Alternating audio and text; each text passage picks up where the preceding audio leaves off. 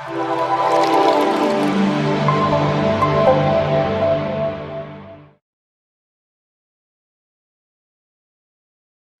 ଏଇଠି ଗୋଟେ କଥା ମୋର ମନକୁ ଆସୁଛି, ଯେମିତି ଗୋଟେ ପିଲା ବାହାରେ ରହୁଛି ବା ଦୂରରେ ରହୁଛି, ସେଟା ଅଫିସ ରିଲେଟେଡ ହଉ ବା କୌଣସି କର୍ମ ରିଲେଟେଡ ହଉ, ଏବେ କମ୍ୟୁନିକେସନର ବହୁତ ସାରା ମାଧ୍ୟମ ରହିଛି। ହ୍ୱାଟ୍ସଆପ୍ ହେଇଗଲା, ମେସେଞ୍ଜର ହେଇଗଲା, ଆମେ ଭିଡ଼ିଓ କଲରେ ବି କଥା ହେବାର ସୁବିଧା ଅଛି।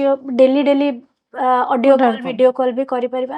ଏସବୁ ସତ୍ତ୍ୱେ ମଧ୍ୟ ଗୋଟେ ଗ୍ୟାପ୍ ରହୁଛି, ମାନେ ସେ ଆନ୍ତରିକତାଟା ରହୁନି। ଆନ୍ତରିକତାଟା ଆସେ କୋଉଠି ମା? ଆନ୍ତରିକତାଟା ଆସେ ଏମିତି ସାମ୍ନାସାମ୍ନି ବସିବା। ଯୋଉ ପୁଅ ଅଫିସରୁ ଆସିବ, ପାଖରେ ବାପା ମାଙ୍କର ବସିବ, ଆଜିକାଲି ସୁବିଧା ଅସୁବିଧା, ଆଜି କଣ ହେଲା, ଆଜି କଣ ଖାଇଲ, ଆଜି କେମିତି ରହିଲା ଦିନଟା, ଏଇ ଯୋଉ ଜିନିଷ ଗୁଡାକ ଯୋଉ ପଚାରିବାର, ସେଇଟା ଗୋଟେ ପ୍ରକାର ଆନ୍ତରିକତାଟା। ସେ ଜିନିଷଟା ଆଉ ନାହିଁ।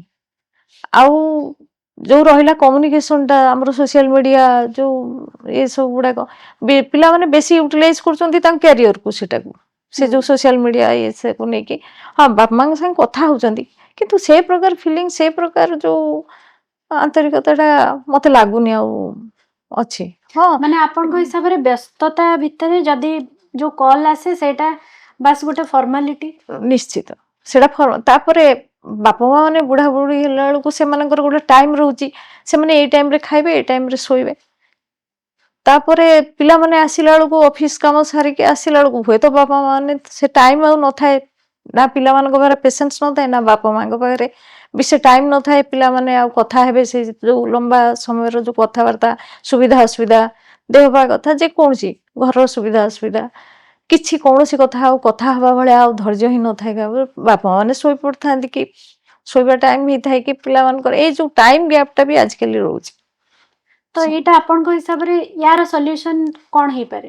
ବୁଝିବା ଦରକାର, ବୁଝିବା ଦରକାର, ପିଲାମାନେ ବୁଝିବା ଦରକାର। ହଁ, ସେ ବାପା ମା ମାନେ ଯେତେବେଳେ ଛୋଟ ସେମାନେ ହେଇଥିଲେ, ଯେ ବାପା ମା ମାନେ ତାଙ୍କ ହାତ ଧରିକି ସେମାନେ ଉଠେଇଥିଲେ, ଉପରକୁ ନେଇଥିଲେ ଆଜି ପର୍ଯ୍ୟନ୍ତ।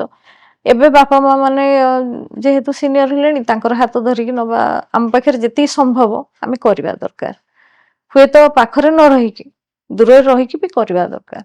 ମାନେ ଦିନ ଭିତରେ କୌଣସି ନା କୌଣସି ଟାଇମ ତ ସେମାନେ ସମୟ ବାହାର କରିବା ଦରକାର, ବାପା ମାଙ୍କ ପାଇଁ ଦବା ଦରକାର। ବିଜି ସେଡ୍ୟୁଲ ହଉ, ବିଜି ସେଡ୍ୟୁଲ ଭିତରେ ବି ତ ସେମାନେ ଅଫିସ କାମ କରୁଛନ୍ତି, ତା ଭିତରେ ସେତିକି ଟାଇମ, ଫିକ୍ସ ଟାଇମ ସେମାନେ ୟୁଜ କରୁଛନ୍ତି। ସେମାନେ ସେମିତି ଗୁଡା ବାପା ମାଙ୍କ ପାଇଁ ଫିକ୍ସ ଟାଇମ ବି ରଖିବା ଦରକାର। ବେଳେ ବେଳେ କଣ ହୁଏ ନା, ବୟସ୍କ ଲୋକମାନେ ଭାବନ୍ତି କି ମୋ ଛୁଆକୁ, ମୋ ପିଲା ଯିଏ ବାହାରେ ଅଛି, ମୁଁ ତାକୁ କହିବିନି କିଛି କଥା, ନିଜ ଭିତରେ ଲୁଚେଇକି ରଖିଦିଅନ୍ତି, କାରଣ ମୋ ଛୁଆଟା ହଇରାଣ ହବ ହୁଏତ ଜାଣିଲେ, କାଳେ ମୋ ଛୁଆ ଗିଲ୍ଟି ଫିଲ୍ କରିବ, ଏଇଟା ବି ମନରେ ଆସେ। ଏଟାକୁ ନେଇକି ଆପଣ କଣ, ଆପଣଙ୍କ ମତ? ଆମେ ପ୍ରାୟ ଆଗେ ଲେଡିଜ ଘରର ଯୋଉ ଗୃହିଣୀ, ଆମେ ସବୁ ହାଉସ ୱାଇଫ ରହୁଥିଲୁ। ଏବେ ପିଲାମାନେ, ବୋହୂମାନେ ବି ଚାକିରି କରୁଛନ୍ତି, ପୁଅମାନଙ୍କ ସାଙ୍ଗରେ ବୋହୂମାନେ ବି ଚାକିରି କରୁଛନ୍ତି, ସେମାନେ ବି ତାଙ୍କ ସାଙ୍ଗରେ ବିଜି ରହୁଛନ୍ତି। ଆମେ ଘରେ ଯେହେତୁ ରହୁଥିଲୁ, ଆମେ ଘର କାମ ସହିତ ଠାକୁର ପୂଜା ଏସବୁ ଗୁଡାକ ଆମେ ବେଶୀ ପ୍ରାୟୋରିଟି ଆମେ ଦଉଥିଲୁ। ଏବେ ପିଲାମାନେ କଣ କରୁଛନ୍ତି ନା, ଯେତିକି ବେଳେ ତାଙ୍କୁ ମିଳୁଛି ଟାଇମଟା, ସେମାନେ ଗୋଟେ ସେଡ୍ୟୁଲ ତିଆରି କରୁଛନ୍ତି ବାହାରକୁ ଟ୍ରାଭେଲ କରିବାର, ଏସବୁ ଜିନିଷ ସେମାନେ ଫିକ୍ସ କରୁଛନ୍ତି। ହଁ, ଘର କଥା ଭାବୁଛନ୍ତି ହୁଏତ, କିନ୍ତୁ ସେଟା ଫିଲ୍ କରୁଛନ୍ତି ଯେ ଆମକୁ ଟ୍ରାଭେଲ କରିବା ଦରକାର ଟିକେ ରିଲାକ୍ସେସନ ପାଇଁ, ଏଇ ଯୋଉ ବିଜି ସେଡ୍ୟୁଲ ଭିତରେ। ସେଥିରେ କଣ ହଉଛି, ସପୋଜ ଦୁର୍ଗା ପୂଜା, ଆମ ଘରେ ଦୁର୍ଗା ପୂଜା ହୁଏ, ସପୋଜ ଦୁର୍ଗା ପୂଜା ଆମେ ଘରେ କରିବୁ, ବୋହୂର ପ୍ରେଜେନ୍ସ ଦରକାର, ପୁଅର ପ୍ରେଜେନ୍ସ ଦରକାର। ସେଥିରେ ବାପା ମାନଙ୍କର ଏକ୍ସପେକ୍ଟେସନ ସେଇ ହିସାବରେ ରହୁଛି ଯେ ଦୁର୍ଗା ପୂଜା ଛୁଟିଟା ହବ, ପିଲାମାନେ ଆସିବେ, ଆଉ ପୂଜା ବି ହବ, ଘରେ ପୂଜା ହବ। କିନ୍ତୁ ତା ପୂର୍ବରୁ ବାପା ମା ମାନଙ୍କୁ ନ ଜଣେଇକି ପିଲାମାନେ ତାଙ୍କର ଟ୍ରାଭେଲ ପ୍ଲାନିଂ କରୁଛନ୍ତି। ଯେତେବେଳେ ବାପା ମା ମାନେ ଜାଣୁଛନ୍ତି କାଳେ ପୁଅକୁ ମନ ଦୁଃଖ ହବ, ସେମାନେ ପୁଣି ଟ୍ରାଭେଲ କରିଛନ୍ତି, ଅଲରେଡି ପ୍ଲାନିଂ କରିଛନ୍ତି, ତେଣୁ ଆମେ ସେ କଥାକୁ ସପ୍ରେସ କରିଦବା। ମାନେ ମନରେ ଗୋଟେ ଆସିବ, ଭଲ ଲାଗିବ, ଆଉ ଠିକ ଅଛି, ଆଉ ଆସନ୍ତୁ, ସେମାନେ ବାହାରକୁ ଯାଆନ୍ତୁ, ଆମେ କାଳେ ଖରାପ ଭାବିବ, ତା ମନରେ ଗିଲ୍ଟି ଫିଲ୍ ହବ, ନାଇଁ ନାଇଁ ଆମେ ଘରକୁ ଯାଇଥିଲେ ହେଇଥାନ୍ତା, ବାପା ମା ଆମକୁ ଇଚ୍ଛା କରୁଛନ୍ତି, ଆମେ ପ୍ରେଜେନ୍ସଟା ଦରକାର ଥିଲା। ସେଇଥିପାଇଁ ବାପା ମା ମାନେ ତାଙ୍କ ଏମିତି କେସରେ ବାପା ମା ମାନେ ତାଙ୍କର ଫିଲିଂଟାକୁ ଲୁଚାନ୍ତି। ଗୋଟେ ଫେଜ୍ରେ ମୁଁ ଯଦି କହିବି, ସିନିୟର ସିଟିଜେନ୍ ଯେତେବେଳେ ଆମେ କହୁଛେ ୱାର୍ଡଟା, ମୁଁ ତାକୁ 3ଟା ଭାଗରେ ବିଭକ୍ତ କରିପାରିବି। ଧରି ନିଅନ୍ତୁ ଆଫ୍ଟର 60 ରୁ 70 ଭିତରେ ଗୋଟେ ଏଜ୍ 70 ରୁ 75 କି 80 ଯାଏ 80 ପରେ ଆଉ ଗୋଟେ ଫେଜ୍ ଆମେ ନେଇପାରିବା ଯୋଉଟା କି ଅତି ମାନେ ଦରକାର କେୟାର ସେଇ ସମୟରେ। ଏଇ 3ଟା ଫେଜ୍ ଭିତରେ ବୟସଟା ବଢିବା ମାତ୍ରକେ ହିଁ ମାନେ ମନରେ ବହୁତ ଅଭିମାନର ଜିନିଷଟା ବଢିବାକୁ ଲାଗେ। ସେମାନେ ନିଜକୁ ଏକାକୀ ଫିଲ୍ କରନ୍ତି, ଡିପ୍ରେସନ ଆସେ ଧୀରେ ଧୀରେ ଡିପ୍ରେସନ ଆସେ, ଆଂଜାଇଟି ଆସେ। ତାର ଶିକାର ହଉଛନ୍ତି। କଣ ପାଇଁ ଏଟା ବଢି ଚାଲିଛି? ପ୍ରଥମତଃ ଗୋଟେ ସମାଜରେ ଗୋଟେ ଲୋକ ଚାକିରି କରୁଛି, ଜୀବନ ସାରା ଦୌଡିଛି ଚାକିରିରେ, ବିଜି ସେଡ୍ୟୁଲ ଭିତରେ 10ଟାରୁ ଯାଇ 5ଟା ଆସିବା, ଫ୍ୟାମିଲିକୁ ଦେଖିବା। ଯେତେବେଳେ ରିଟାୟାର୍ଡ ହେଲା ପରେ 60ରେ ରିଟାୟାର୍ଡ ହେଇକି ସେତେବେଳେ ଘରେ ବସିଯାଏ, ତାର ପୁରା ଲାଇଫଟା ଚେଞ୍ଜ ହେଇଯାଏ। ସେତେବେଳେ ସିଏ କଣ କରେ ନା, ପ୍ରଥମ କଥା ତାର ଯୋଉ ସୋସାଇଟି, ତାର ଯୋଉ ସର୍କଲ ଭିତରୁ ସେ ବାହାରି ଆସେ, ସେତେବେଳେ ଘର ଭିତରେ ରହିଯାଏ, ଗୋଟେ ନୂଆ ଲାଇଫ ସେତେବେଳକୁ ଆସେ। ସେ ନୂଆ ଲାଇଫଟା ତା ପାଇଁ ଏତେ ଜଲ୍ଦି ସେ ଆକ୍ସେପ୍ଟ କରିପାରେନି, କିନ୍ତୁ ଧୀରେ ଧୀରେ ତା ଭିତରକୁ ସେ ଯାଏ।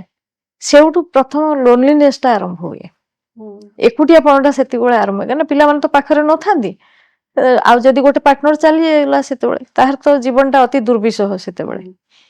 ତାପରେ ଲୋନଲିନେସଟା ଷ୍ଟାର୍ଟ ହୁଏ, ତାପରେ ଧୀରେ ଧୀରେ ଧୀରେ ଧୀରେ ସେଟା ଡିପ୍ରେସନକୁ ଯାଆନ୍ତି, ଫିଜିକାଲ ଇସ୍ୟୁସ୍ ବି ଆରମ୍ଭ ହୁଏ, ସବୁ ଡିପ୍ରେସନକୁ ଯାଆନ୍ତି। ତା ଭିତରେ କୋଉଠି ନା କୋଉଠି ଆଂଜାଇଟିଟା ବି ତା ଦେହରେ ଯୋଡି ହେଇକି ରହିଥାଏ। ତାପରେ ସେଇଥିପାଇଁ ଆଜିକାଲି ଓଲ୍ଡ ଏଜରେ କଣ ହୁଏ, ଓଲ୍ଡ ଏଜର ଆଜିକାଲି ସଂଜ୍ଞା ବଦଳି ଯାଇଛି। ପୂର୍ବ ଅପେକ୍ଷା ଏବେ ଓଲ୍ଡ ଏଜର ସଂଜ୍ଞାଟା ବଦଳି ଯାଇଛି। ଓଲ୍ଡ ଏଜ ମାନେ ଆମେ ସେଇଟାକୁ ସେ ନେଗେଟିଭ ୱେରେ ହିଁ ଆଜିକାଲି ନଉଛୁ, କାହିଁକି ନା ଆମ ସାଙ୍ଗରେ ସେଇଟା ହିଁ ହଉଛି କୋଉଠି ନା କୋଉଠି। ସେଇଥିପାଇଁ ପିଲାମାନେ ଭାବିବା କଣ ଦରକାର, ଯେ ଗୋଟେ ଗଛଟା ବଢିବାକୁ ହେଲେ ଚେରଟା ସେତିକି ଷ୍ଟ୍ରଙ୍ଗ ହବା ଦରକାର। ଯୋଉଠି ବାପା ମା ଯେତିକି ଷ୍ଟ୍ରଙ୍ଗ ହେଇକି ରହିବେ, ଆମେ ସେତିକି ଉପରକୁ ଉଠିବା।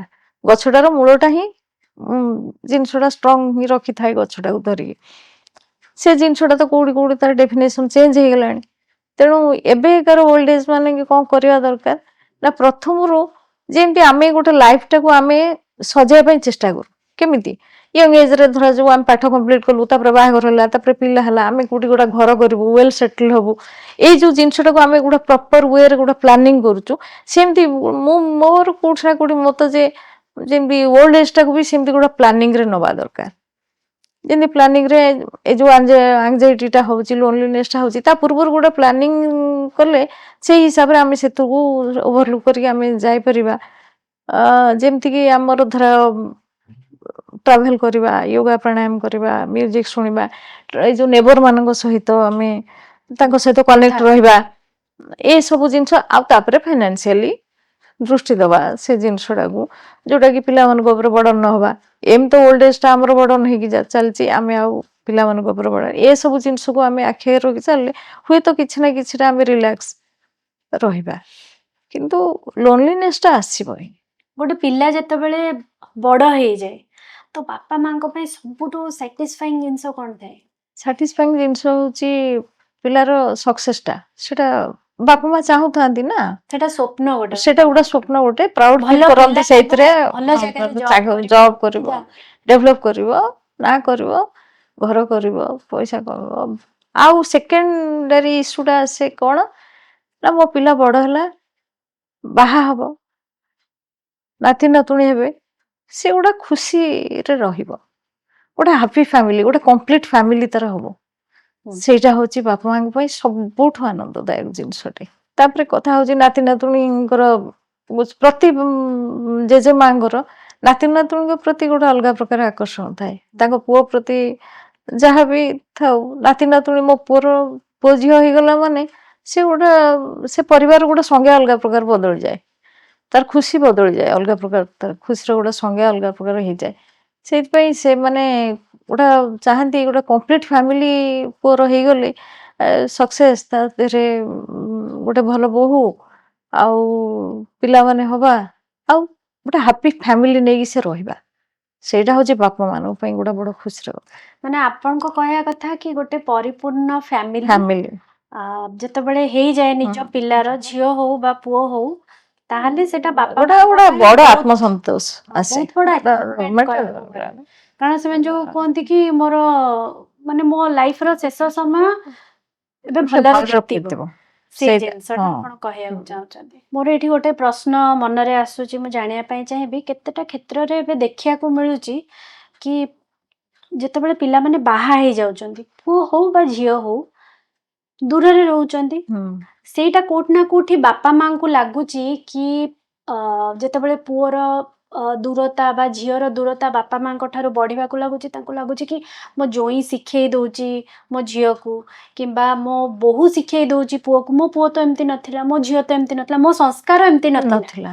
ଏଇ ଜିନିଷଟା ବାପା ମାଙ୍କୁ ଅଭିମାନ ଆସିଯାଉଛି ମନରେ। ତ ଏଇଟା କେତେ ଦୂର ୟା ଭିତରେ ସତ୍ୟତା ରହୁଛି? ସତ୍ୟତା ତ କିଛିଟା ମାତ୍ରାରେ କିଛିଟା ସମାଜରେ ବି ସତ୍ୟତା ତ ଦେଖୁଛେ। ରହୁଛି, କିଛିଟା ସତ୍ୟତା ରହୁଛି, କିନ୍ତୁ ଆମେ ପ୍ରଥମ କଥା ଭାବିବା ଯେ ଆମ ଝିଅ କି ଆମ ପୁଅ, ଆମେ ତ ତାଙ୍କୁ ବଡ କରିଛେ, ସେମାନେ ଆମ ସାଙ୍ଗରେ ବେଶୀ ଦିନ ରହିଛନ୍ତି, ଛୋଟବେଳୁ ରହିଛନ୍ତି। ସେ ଯୋଉ ଜ୍ୱାଇଁ ଆସିଛନ୍ତି କି ବୋହୂ ଆସିଛି, ସେ ତ ଅଳ୍ପ ଦିନ ହବ ଆସିଛନ୍ତି, ସେ ତ ଆମ ବିଷୟରେ କିଛି ଜାଣିନାହାନ୍ତି। କିନ୍ତୁ ମୋ ପୁଅ ମୋ ଝିଅ ସିଏ ତ ଆମ ବିଷୟରେ ଜାଣିଛନ୍ତି। ଛୋଟବେଳୁ ଆମର ବାପା ମାଙ୍କର ମନୋଭାବ, ଆମ ବାପା ମାଙ୍କର ଆମେ ଯୋଉ ସଂସ୍କାର ତାଙ୍କୁ ଦେଇଛୁ, ସେମାନେ ତ ଜାଣିଛନ୍ତି, ମ୍ୟାଚୁର୍ଡ ବି ହେଇଛନ୍ତି। ତ ସେମାନେ ପୁରା ଠିକ କଥା ନୁହଁ ଯେ ସେମାନଙ୍କୁ କିଏ ଜଣେ ଡାଇଭର୍ଟ କରିବ। ତାଙ୍କର ବି ବିଚାର କରିବାର ଶକ୍ତି ରହିଛି, ବାପା ମାଙ୍କ ପ୍ରତି ଆକର୍ଷଣ ରହିଛି। ସେମାନେ ବିଚାର ବୁଦ୍ଧି କରିକି, ବିଚାର ବୁଦ୍ଧି ତାଙ୍କର ବିଚାର ଶକ୍ତି କରିବାର ଯୋଉ ବୁଦ୍ଧିଟା ଅଛି, ସେମାନେ ବି ତ ସେଇଠି ପଟେ ଠିକ ଜାଗାରେ ଲଗେଇବା ଦରକାର। ତେଣୁ ପୁରା ମାତ୍ରାରେ ଆମେ ଜ୍ୱାଇଁ କିମ୍ବା ବୋହୂକୁ ଆମେ ଦୋଷ ଦେଇପାରିବା ନାହିଁ। କୋଉଠି ନା କୋଉଠି ଆମ ପିଲାମାନେ ବି ତାଙ୍କର ଅଭାବ ବୋଧ କୋଉଠି ଗୋଟେ ରହୁଛି, ବିଚାର ବୁଦ୍ଧି ତାଙ୍କର କୋଉଠି ଗୋଟେ ଅସୁବିଧା ରହୁଛି। ଠିକ ତାମାନେ ଏଇଟା କୋଉଠି ଆପଣଙ୍କୁ ଲାଗୁନି ଏଇଟା କୋଉଠି ବାପା ମାଙ୍କର ଅପବ୍ରିଙ୍ଗିଂ ରେ ପ୍ରୋବ୍ଲେମ ରହିଛି, କୋଉଠି ନିଶ୍ଚିତ କୋଉଠି ଫଲ୍ଟ ରହିଯାଇଛି? ବାପା ମା ମାନେ ସବୁବେଳେ ଜୀବନ ସାରା ସେଇ ଜିନିଷଟା ହିଁ ଫିଲ୍ କରନ୍ତି, ଆମର କୋଉଠି ଭୁଲ ରହିଗଲା କି ଆମ ପିଲାମାନଙ୍କୁ ମଣିଷ କରିବାରେ, ଆମ ପିଲାମାନଙ୍କୁ କଲଚର କରିବାରେ, ସଂସ୍କାର ଦବାରେ, ତାଙ୍କୁ ଠିକ ବାଟରେ ନବାରେ ଆମର କୋଉଠି ଭୁଲ ରହିଗଲା କି? ସେ ପ୍ରଶ୍ନଟା ରହିଥାଏ ବାପା ମାନଙ୍କ ଭିତରେ ସବୁବେଳେ।